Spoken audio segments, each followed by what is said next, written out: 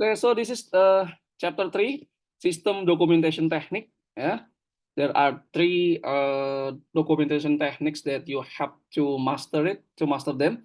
The first one is data flow diagram. The second one is flow chart, and the last one, the third one is business process diagram. Yeah. Nah, but the most common system documentation technique that you are going to find at companies is flow chart. Ya, flowchart or bagan arus. These are learning objectives. Prepare and use business process diagrams to understand, ya, to understand, evaluate, and document information system. Nah, prepare and use flowchart to understand, evaluate, and documentation information system. And the last one is data flow diagram. Like I said before, the most common documentation technique that you are going to find at the companies are flow charting. I had so many experience as a consultant, yeah, helping companies create their flow chart about their information system. Why document system? Accountant must be able to read documentation and understand how a system works. For example, you are accepted in one company, and then you want to know about their sales system. So you will have to read their standard operating procedure or SOP regarding sales activities, from taking customer order and then create sales order, and then checking customer credit rating, then looking for things that customer wants to buy. You can all those activities can be found at standard operating procedure owned by company. And this SOP, there are two kind of presenting activities at companies. Number one is naratif, ya. Jadi ada ada narasinya, ceritanya. And using documentation technique, flowchart. And then by reading or by reading documentation technique, as an accountant, you are required to assess internal controls. Nah, ini nanti akan banyak dibahas di pertemuan-pertemuan berikutnya. Ya, you have to assess internal control, whether the internal control is good or bad. Ya, pengendalian internal itu dibuat oleh perusahaan to ensure that the company achieve its objective. Ya. And then documentation system also used as for system development and changes. Let's say a company wants to change its operation, so using documentation system, you will be able to create new system. Nah, ya, jadi you have to be able to read. Nah, ini yang paling rendah. You have to be able to read documentation. Kemudian you should be able to prepare documentation.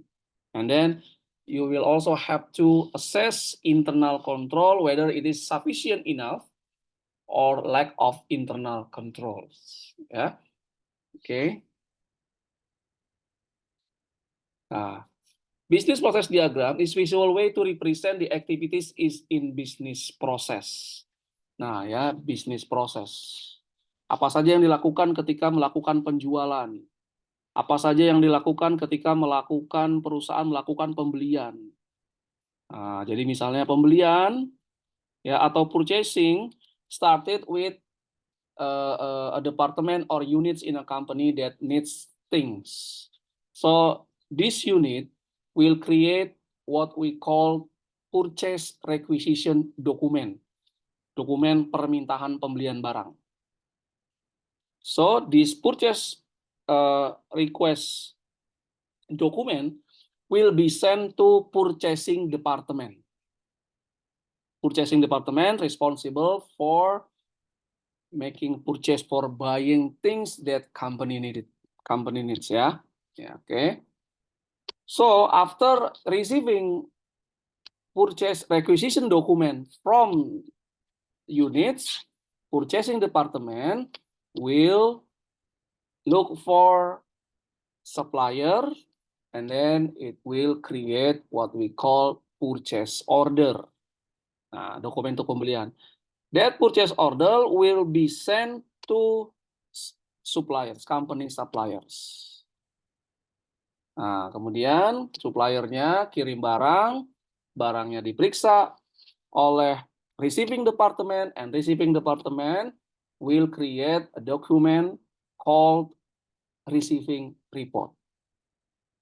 Those receiving report will go to, one copy will go to accounting department, and based on purchase order, based on receiving report, based on invoice submitted by supplier, accounting department staff will create journal entry inventory on account payable. Nah, those kind business process. Nah, cuma kalau diceritakan dalam bentuk cerita, mungkin Anda gampang lupa, mungkin juga terlalu banyak yang harus dibaca, puyeng. Nah, biasanya nanti dibuatkan business process diagram. Nah, ya to understand easily ya, compare to reading many paragraphs gitu kan, bisa anda bosan gitu ya. Oke. Nah, these are symbols used in business process diagram. Nah, this is symbol start, begin, and then end. Activity in the process symbolized by this rectangle, ya, decision, nah, ini flow and annotation information or additional information. Ya. Nah, ini kalau Anda lihat, how many columns in the business process diagram? How many columns? Guys, ada berapa kolomnya? 2 column. 2 columns ya. The first column is employee. Nah, ini semacam siapa yang melakukan. Can be person or unit in a company. For example, this is unit, human resource. This is person, Susan and Aston. And then the other column is shows about activities performed. Nah, apa aja nih ya? Let's say for example, new employee. He or she should complete new employee form. And then human resource, change employee change form, complete employee change form. Jadi misalnya perusahaannya itu ada tunjangan untuk anak misalnya. Jadi misalnya kalau ada karyawan yang istrinya melahirkan, maka kemudian itu harus data tentang karyawan lama tersebut diupdate. Ada perubahan. Perubahannya ada anak. Nanti anak tersebut akan menghasilkan tunjangan sehingga take home pay ya, penghasilan si karyawan akan meningkat. Nah, human resource complete exchange form, and then the payroll department receive employee time card ya. Jadi misalnya di sini let's say di pabrik misalnya karyawannya dibayarnya per jam, berdasarkan jam kehadiran. Nah, itu nanti setiap misalnya bagian manufacture karyawannya setiap dia datang dia clock card ya, bisa pakai sidik jari atau pakai kartu untuk menandakan dia masuk. Nanti dia pulang kartunya dimasukin lagi ke mesin absen atau pakai sidik jari. Nah, nanti jam dia masuk sama jam dia keluar dihitung berapa jam oleh komputer, nanti dikirimkan ke bagian payroll. Bisa offline ya, pakai kartu kertas gitu atau send by computers ya. Receive employee time card, prepare employee paycheck. Nah, based on jam kerjanya dan gajinya berapa, disiapkan cek ya, misalnya dipakai cek. Terus prepare payroll register tax check, update employee payroll files. Nah, ini nanti di sini berapa jumlah karyawan, bagiannya apa saja, jumlah tadi anaknya berapa, kemudian latar belakang pendidikannya semuanya diupdate nih. Nah, employee paycheck, nah, Susan, dia kemudian approve and sign paycheck, nah, distribute ke employee, ke bank, dan ke pemerintah. Pemerintah terkait dengan pajak. Nah, forward cash disbursement, update general ledger. Nah, ini selesai. Nah, this is business process diagram. Jadi, yang the first column, ya kan, ini tentang karyawan ataupun unit yang ada di perusahaan yang melakukan aktivitas. Nah, ini di other column ya, right hand side ini tentang activities performed by this employee or unit. Tapi di sini Anda nggak tahu nih mengerjakannya complete new employee-nya gimana? Apakah dia masukin data dari komputer, complete new employee, atau dia ngisi formulir fisik ya, pakai dokumen fisik. Nah, Anda nggak tahu di sini kan? Betul nggak? Coba lihat fokus di sini nih. Complete new employee coba. Biasanya gimana Anda? Anda karyawan baru biasanya kan disuruh memberikan biodata kan ya, betul nggak? Guys. Betul, Pak. Biodatanya itu bisa Anda dikasih formulir kertas gitu, terus Anda mengisikan nanti bagian human resource-nya yang akan mengentry itu ke komputer. Atau Anda tadi formulir pengisian biodatanya itu dalam bentuk yang formulir komputer gitu loh. Anda tinggal masukin di situ, otomatis itu mengupdate database yang ada di perusahaan, database human resource ya. Nah, ini kita nggak tahu nih apakah ini manually or digital. Nah, ini receive juga, kita nggak tahu nih receive-nya ini dalam bentuk bagian payroll bisa mengakses database gitu ya, atau diberikan dalam bentuk dokumen hard copy. Nah, itu ini nggak ketahuan di business process diagram. But by looking at business process diagram, you will understand about the people who conduct activities and activities performed. Oke. Nah, ini guidelines untuk data flow diagram flow chart. Nah, bentar ya. Identify and understand business process. So you as an accountant, you have to understand the business process conducted by your company. Apa prosesnya? Siapa yang melakukan, aktivitas apa, dokumen apa yang harus dikeluarkan, kemudian siapa yang tanda tangan, otorisasi, itu sangat penting. Kayak contoh ya, yang mungkin minggu lalu sudah saya jelaskan ya. Jadi, kalau dulu orang mau beli, let's say Anda pergi ke mall, terus Anda mau beli minuman, beverage ya, mau beli minuman.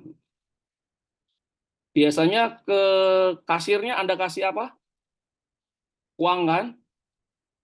Uang fisik ya nggak? Yang kertas itu. Nah, ntar Anda dikasih apa tuh? Receipt ya, kayak kwitansi lah ya. Ya, kayak kwitansi atau receipt gitu ya. Oke. Nah, ini kelemahannya adalah karena terima uang fisik, uangnya nggak langsung masuk ke rekening perusahaan.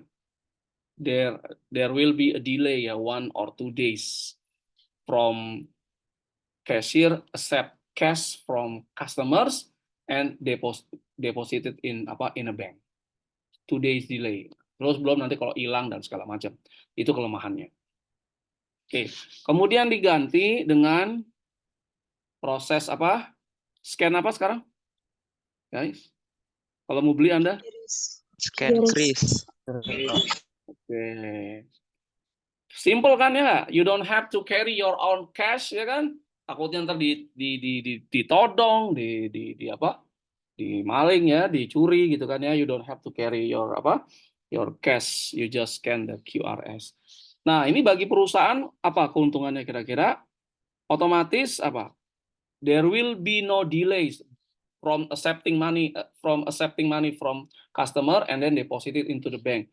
By the time you scan kris already updated langsung menambah saldo rekening bank siapa? Perusahaan kan? Betul nggak? Dan mengurangi uang Anda. Tapi is there any internal control issue here? Ada apa enggak? Ternyata ada gitu ya. apa kelemahannya? Kelemahannya juga ada di sini yang Anda harus lihat bahwa kode QR-nya ini bisa diganti oleh kode QR-nya si customer yang punya. If you ask me how he or she change QR code customer into his or her QR code, I don't know, frankly. Ya, jadi dia ganti. So by the time you buy the beverage and then you scan QR, ya kan, itu bukan uangnya masuk ke rekening perusahaan, tapi kalau masuk ke rekening apa? Rekeningnya siapa? Kasirnya. Rekeningnya kasir. Rugi nggak nih perusahaan? Rugi dong. Rugi. Ruginya apa? Uangnya diambil, ya kan? Tapi perusahaan sudah nyediain apa tuh bahan baku segala macam untuk minumannya. Dan ini terjadi loh. Ya, ini udah pernah terjadi. Terus beberapa hari lalu saya lihat ya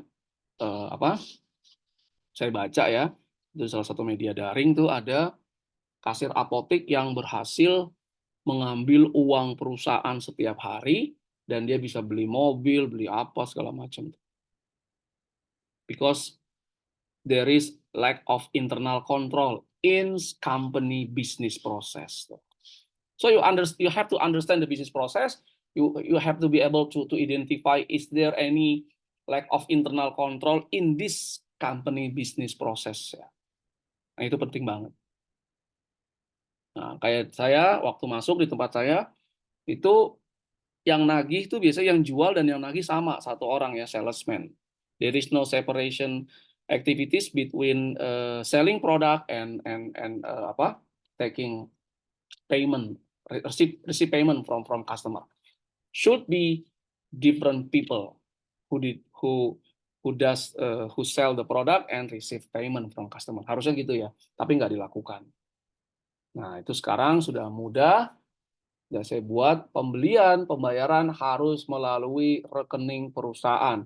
Kalau ada pembelian lewat rekening karyawan, maka itu langsung surat peringatan 1 atau malah dipecat. Oke. Ya. So, identify and understand the business process. As an auditor, you also has to understand the business process and then you can assess company's internal control. Decide the level of detail, summary of detail data flow diagram. Jadi ada dia yang paling tinggi itu diagram konteks. Semakin tinggi itu semakin semakin apa istilahnya? Semakin summary. Semakin rendah semakin detail. Jadi ada diagram konteksnya paling tinggi nih. Diagram konteks you only see the entities and activity performed. Nah, terus nanti ada DFD level 0. Nah, level 0. Nah, ini mencoba untuk merinci diagram konteks. Nanti ada DFD level 1, level 1. Nah, ini merinci lagi DFD level 0-nya dan seterusnya. Oke. Organize diagram using many rows as needed to explain the process, enter each business process, draw, refine, and finalize. Jadi ketika membuat data flow diagram, buat flow chart tadi ya, terus kemudian business process diagram, itu nggak sekali jadi. Harus dibuat dulu, dilihat lagi apakah sudah benar, dilihat lagi, nah segala macam itu.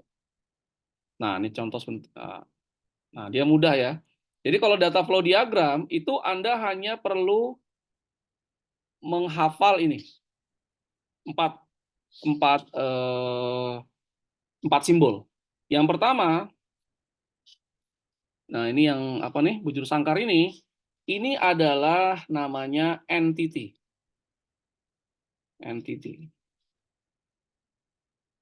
Ya.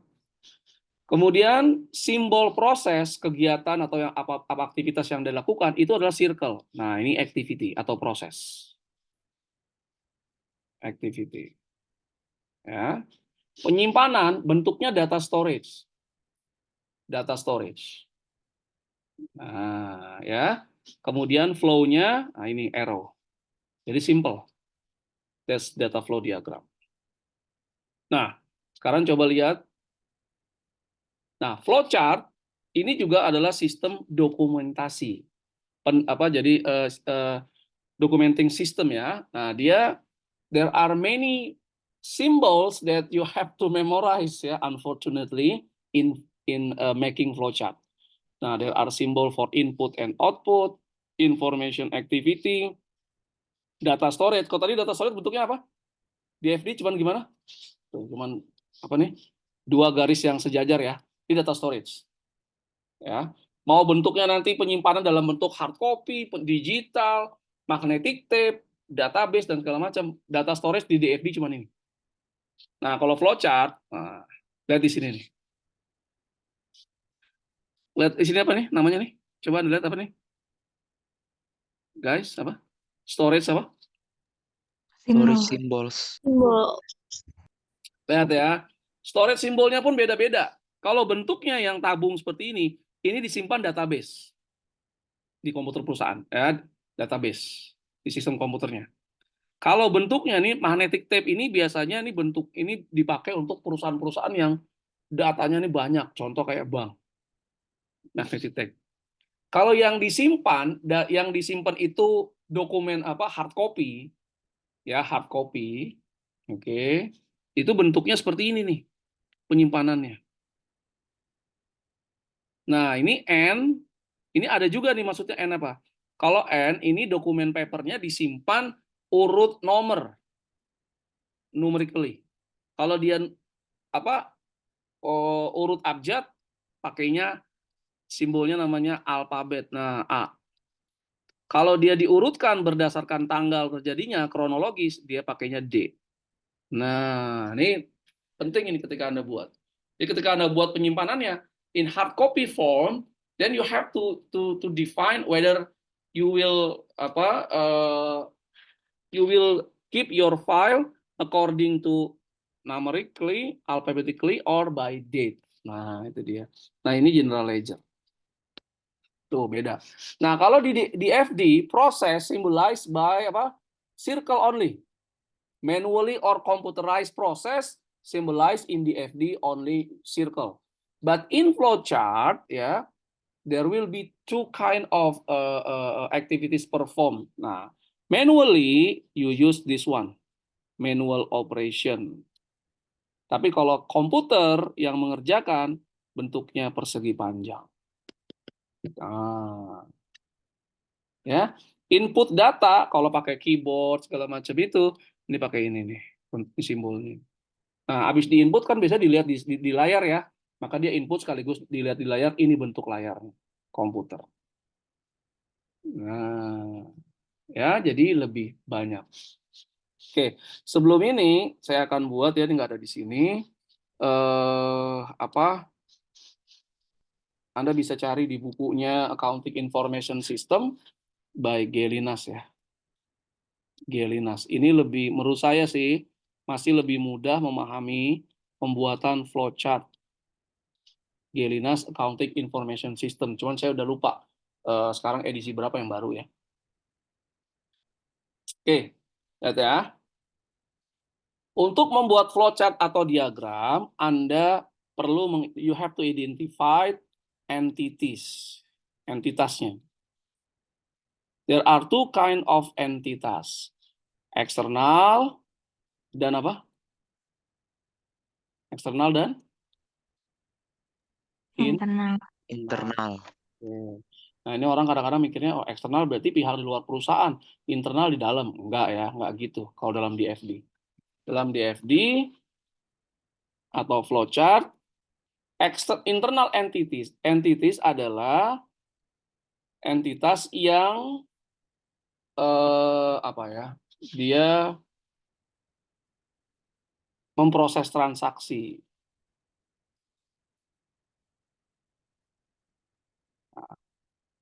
Atau yang merubah data, menambah data, mengurangi data, mengupdate data, mendelete data. Nah, itu internal.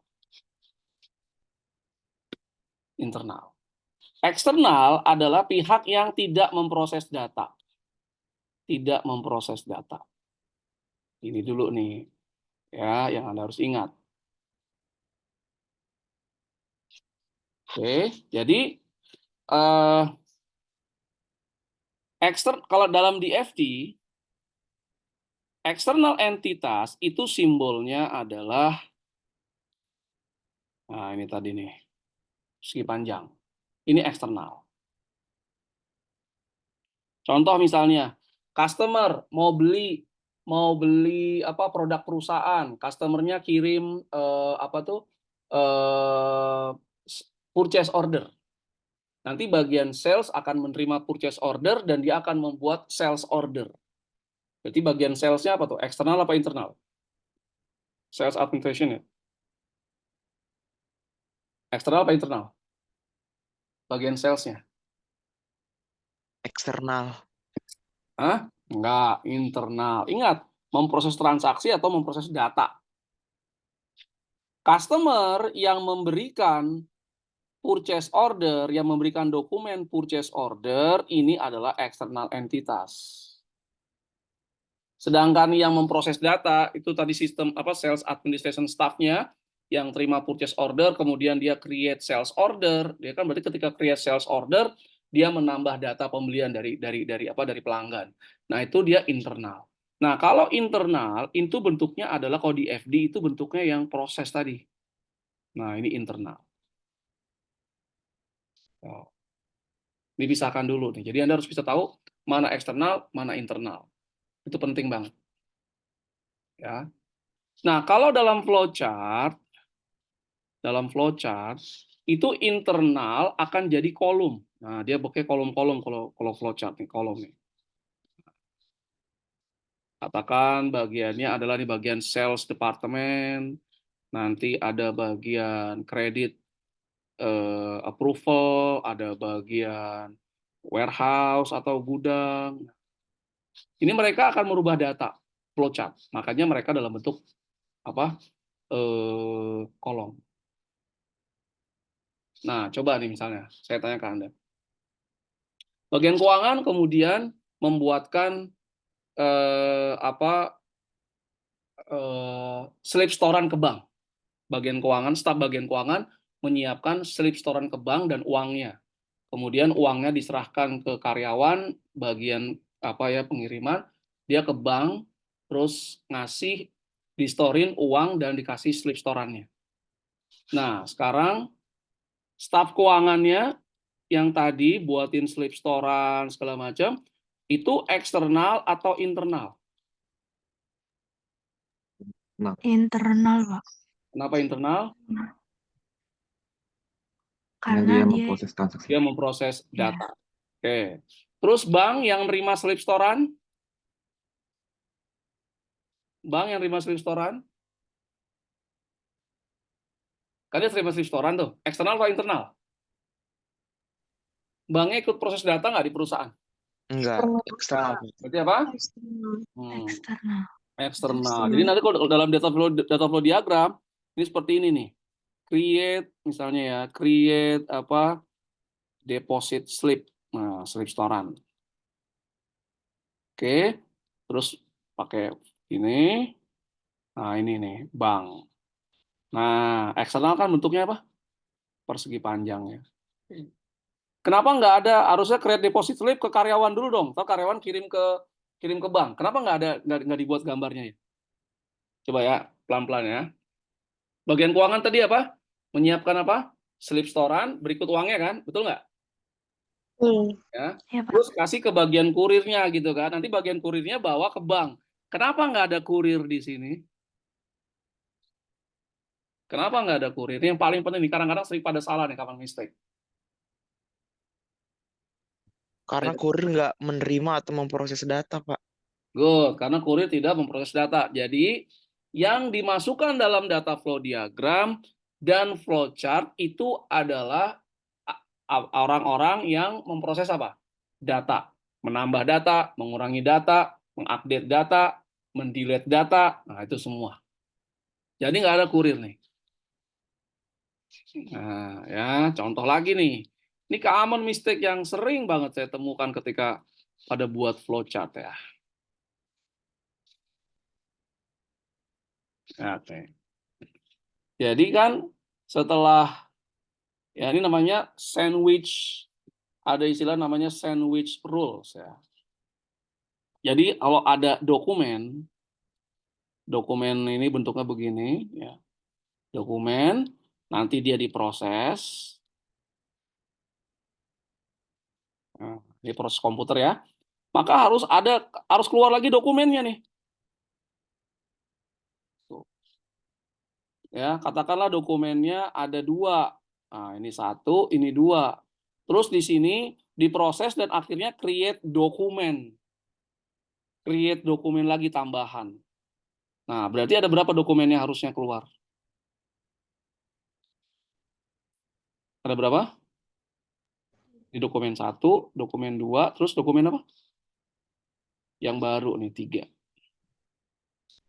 Nah, yang dimaksud dengan sandwich adalah dokumen masuk dalam proses harus keluar dokumen. Kalau di sini udah ada 2, terus di sini ciptain 1 dokumen baru, maka harus ada berapa? Ada berapa nih? 3 dokumen, Pak. Nah, yang sering salah itu adalah dokumen 1, dokumen 2, ya, terus masuk proses, terus ngilang nih langsung. Atau yang keluar cuma 1 dokumen. Nah, yang 2-nya kemana nih? Tuh. Ya, jadi dia sandwich rules in creating flowchart. Dokumen into process will be kemudian akan keluar dari proses dokumen lagi. That's what we call sandwich rules ya in creating flowchart. Nah, kemudian katakanlah dokumen 1 ini akan disimpan dalam bentuk offline. Nah, ini lucunya kadang-kadang dibuat ya setelah ini, terus dibuat nih proses manual disimpan dalam file. Terus bentuknya kan gini kan ya. Nah, disimpan by date. Oke, salahnya apa? Itu salah atau benar nih? Fokus yang ini nih. Salah atau benar?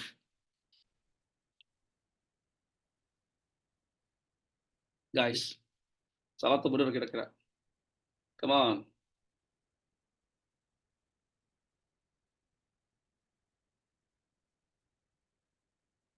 Mana guys?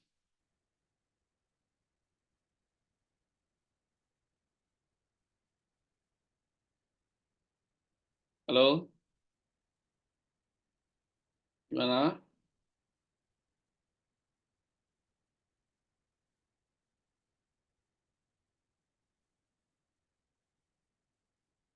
Gimana? Salah atau benar nih? Jadi dokumen, terus ditulis ada manual proses ya, disimpan dalam file, baru buat file. Salah atau benar? Ferin. Salah atau benar, Ferin?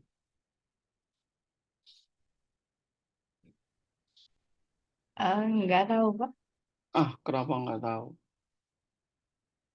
Ingat, yang proses yang dimasukkan dalam flowchart atau di FD tadi ya, sama. Yang memproses apa? Memproses apa? Proses data. Data. Nah, sekarang menyimpan file, itu ada proses data nggak? Menambah data nggak? Enggak. Enggak. Mengurangi data nggak? Enggak. Enggak. Update data nggak? Enggak juga. Enggak. Jadi nggak begini tuh. Langsung aja dari dokumen 1, langsung bentuk penyimpanan. Nah, gini nih. Ini penyimpanan nih. Tuh. Bentuknya D. Jadi orang udah tahu kan? Ya. Jadi kalau Anda buat flowchart, oke. Buat flowchart itu pertama dari kiri ke kanan, bukan kanan ke kiri ya, dari kiri ke kanan, dari atas ke bawah. Tuh, bentuknya kolom. Ini kadang-kadang senior Anda pun kalau saya nguji ya laporan magang gitu, itu masih sering salah tuh dalam membuatkan flowchart-nya. Sandwich rules-nya nggak dipakai, kemudian dia buat yang aktivitas yang tidak ada kaitan dengan proses data dibuatin simbol proses. Nah, itu salah. Berikutnya kadang-kadang simbol yang digunakan juga salah tuh. Terus dia nggak buat yang dari dia nggak buat external entities, internal entities gitu ya. Jadi Pokoknya dia main buat flowchart tanpa ada kolom-kolom seperti ini. Nah, itu saya bingung ya. Berarti dia nggak memahami pembuatan apa? Pembuatan flowchart. Kalau saya yang nguji itu pasti kena sama saya tuh. Ini nggak kayak gini nih buat flowchartnya nih. Ya, karena Anda sudah belajar harusnya. Oke, kita kembali lagi.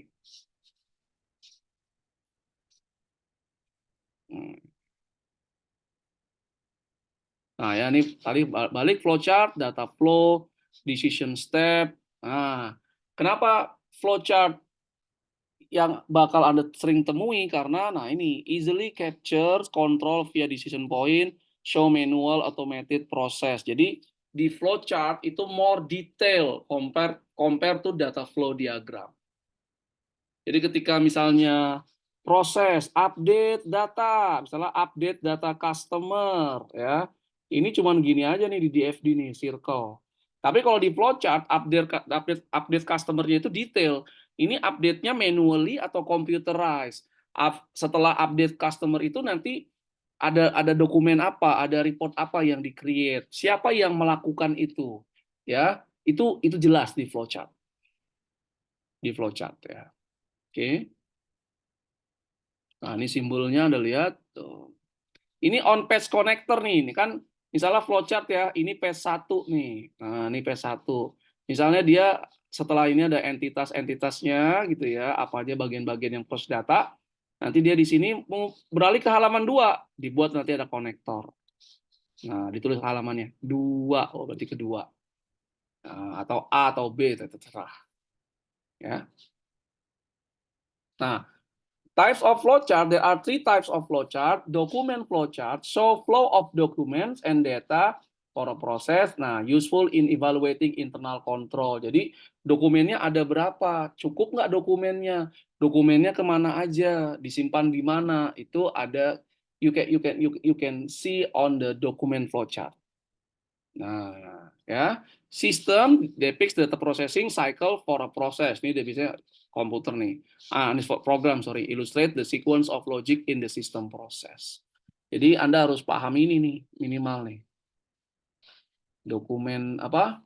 Flowchart. Anda bisa lihat, oh, sales order kok dibuatnya cuma 2 ya, satu untuk customernya, satu untuk bagian sales. Kok nggak dikasih ke bagian finance, bagian keuangan yang nanti akan memproses, menentukan apakah si customer layak dikasih kredit atau tidak, misalnya seperti itu. Ya. Nah, ini data flow diagram, fokusnya tadi apa? Proses, source, data stores. Oke, kita lihat di sini. Berarti ini apa? Internal atau eksternal nih? Yang ini. Internal, eksternal tadi? Internal. Enggak, ini eksternal sekali lagi. Pihak yang tidak memproses data, yang hanya memberikan data dan menerima data atau laporan, itu adalah apa? Eksternal apa?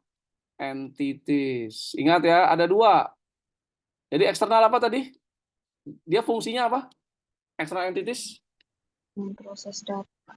Aduh, bukan internal itu. Aduh, eksternal. Bedain. Eksternal, dia hanya mengirimkan dokumen atau report. Atau dia menerima dokumen atau report. Oke? That eksternal. Bentuknya apa? Kayak gini. Kalau internal, tadi apa? Yang ngapain? Memproses data. Memproses Data. Bentuknya apa? circle lingkaran.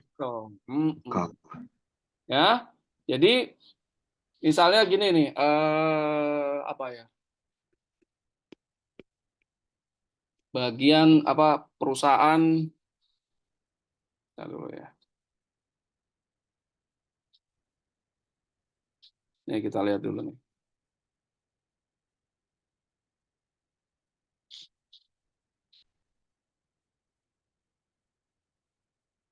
Kita buat dulu diagram konteks pembelian ya.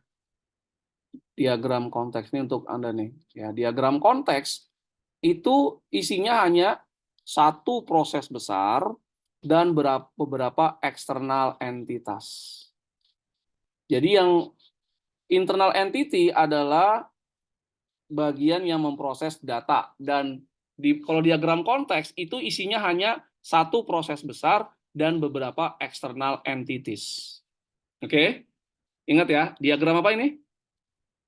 Konteks. Oke, misalnya kita ingin membuat diagram konteks untuk proses pembelian barang.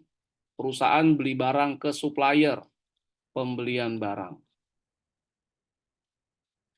Nah, diagram konteksnya, proses besarnya ini, ya kita buat aja namanya aktivitas pembelian apa? Barang. Nah, aktivitas pembelian barang berarti dia memproses data, makanya dibuat circle besar. Apa aja yang bagian yang ikut? Pertama, satu, ini user, unit di perusahaan yang butuh barang. Dia akan kirim ke sini, dokumennya namanya adalah purchase requisition. Nah, kenapa user di sini unit dalam perusahaan dianggap sebagai eksternal entitas? Kenapa? Kenapa? Untuk bagian pembelian barang. Bagian yang minta barang dianggap sebagai user. Kenapa? Kenapa eksternal entitas? Kenapa? Guys, come on. Karena dia hanya kasih data receipt aja Pak, nggak memprosesnya. Oke, good. Karena dia hanya memberikan dokumen ke bagian pembelian, aktivitas pembelian barang. Nah, makanya dia tidak memproses data untuk pembelian barang. Dia hanya sebagai eksternal. Nah, dibuat nanti perusahaan akan kirim purchase order, PO. Order dokumen untuk apa? Pembelian barang. Ini adalah supplier. Kenapa dia eksternal? Di aktivitas pembelian barang, kenapa dia eksternal? Nah, dia hanya menerima data. Menerima data ya, tidak memproses data. Jadi tidak selalu nanti oh ini hanya eksternal nih, ini enggak ini hanya internal, enggak. Dalam konteks yang lain mungkin dia akan jadi internal, yang tadinya eksternal jadi internal, yang internal jadi eksternal. Jadi lihat konteksnya. Eksternal hanya memberikan dokumen atau data atau menerima dokumen atau data atau laporan. Internal dia memproses datanya. Nah, internal ini bagian purchasing sebetulnya nih. Bagian pembelian. Oke, nanti supplier akan kirim nih barang dan dokumen namanya invoice. Tuh, invoice. Nah, ya, invoice. Nah, ini supplier juga eksternal. Nah, ini nanti ada bagian receiving yang menerima barang. Dia akan kirim ke sini receiving report. Nah, misalnya gitu, receiving report. Nanti dia kasih ke bagian accounting. Ingat ya, jadi eksternal apa tadi? Pihak yang apa? Tidak Pihak yang hanya tidak tidak memproses memproses data. data, hanya menerima data atau dokumen atau mengirimkan dokumen atau data. Nah, yang internal yang apa? Proses Data. Oke ya. Paham? Guys? Paham, Pak. Oke, jadi apa tadi sini? Berarti bentar ya. Ini berarti eksternal, eksternal, eksternal. Ingat ya, kata-kata eksternal jangan langsung mikir, oh ini pihak di luar perusahaan. Bukan. Dalam data flow diagram atau dalam flowchart, eksternal itu refers to people, unit, or staff who do not apa? Process data transaction. Only submit or receive report, dokumen, dan segala macam. Oke? Nah, ini penyimpanan data. Oke.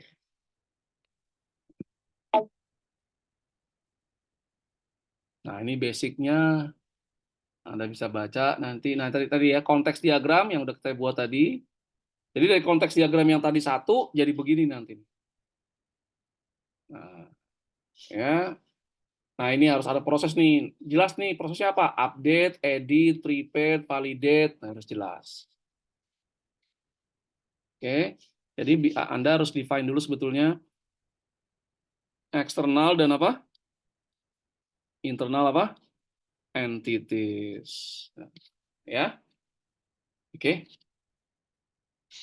Flowchart sama understand system you are trying to represent, identify business process, dokumennya, data flow, dan data proses prosedur. Ingat ya, kalau dokumennya diproses 4, terus nggak ada penambahan dokumen, keluar harus berapa berarti dari sistem? Sandwich rules, dokumennya ada 4. Jadi 5. Nah, kalau ada 4, Anda harus buat 4. Enggak dong, kan nggak dia hanya proses data, nggak nambah dokumen. Berarti kalau keluar harus berapa? 4 juga. Terus ya, ini 3, 4. Nanti kan kadang-kadang dokumen 1 disimpan, berarti ntar setelah diproses dia akan menuju ke apa? Pemrosesan. Dokumen yang kedua diproses ke bagian yang lain, ntar dibuatin apa nih? Ini kan ada kolom ya. Nah, dibuatin kolom yang kedua gini kan. Ntar dokumennya pindah ke sini. Ya, that sandwich rules. Oke. Clearly label of symbol. Nah, use page connector if it cannot fit one single page. Jadi kalau misalnya buat apa flowchart-nya itu lewatin pages ya, ini ada halaman pertama, ini ada halaman kedua, tapi datanya masih ngalir ke halaman kedua buat konektor tadi. Biasanya pakai ini simbolnya nih. Nah, kotak tadi ya. Edit, review, refine to make it easy to read and understand. Jadi buat flowchart itu memang nggak sekali jalan gitu ya. Saya sendiri udah agak lama ini ya, tapi ya kalau di saya jadi sekarang kadang-kadang yang buat ya staff saya, tapi saya yang menjelaskan. Nanti yang mengerjakan ini ya, dokumen yang keluar harusnya ini ya, prosesnya ini ya. Nah, ntar staff saya yang buatin apa tuh? Flowchart-nya. Ntar saya baca. Terus saya lihat kelemahannya apa kira-kira. Ya. Nah, udah selesai itu sebetulnya. Jadi Anda lihat berarti flowchart itu apa sistem dokumentasi teknik yang ada itu berarti apa tadi? Business process diagram terus apa? Flowchart dan data flow diagram. Nah, yang susah tuh kadang-kadang menghafalin apa? Simbol. Oke, coba saya mau tahu nih ya.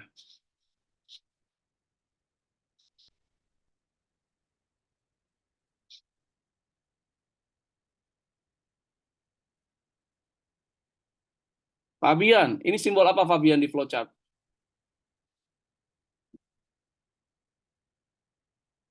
Simbol apa Fabian di flowchart tadi?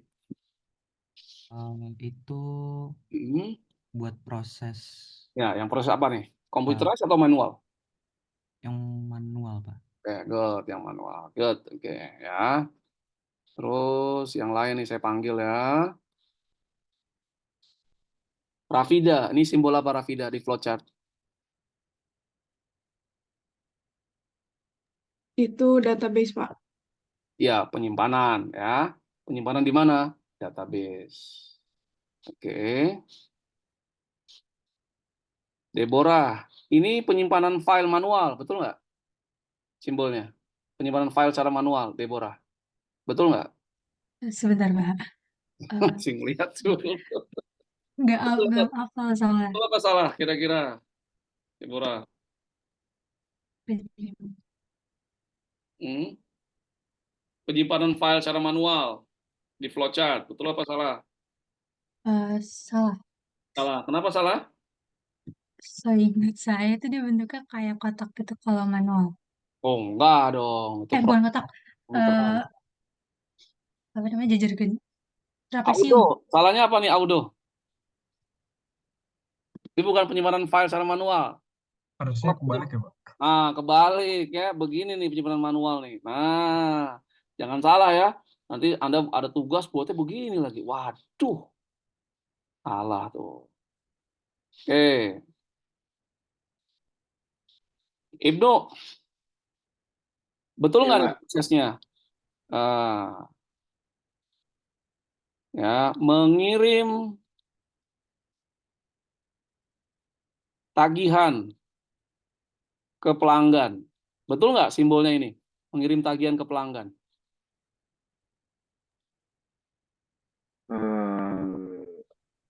Betul, Pak. Kenapa betul? Karena ngirim tagihan manual mungkin, Pak. Oke, good. Najlah, salah nggak? Salah apa betul nih tadi nih? Si Ibnu nih. Ngirim tagihan ke pelanggan kayak gini. Di basic banget di flowchart-nya ada. Salah, Iya, salah kenapa? karena itu simbolnya menunjukkan proses kayak menyiapkan atau menandatangani dokumen. Bukan itu dong kira-kira. Udah bener sih ini salah sebenarnya. Tapi apa alasannya kira? Ini kalau Anda tahu ini berarti Anda paham nih flowchart. Maria, Velda. Ini salah atau bener nih? Mengirim tagihan ke pelanggan seperti ini simbolnya.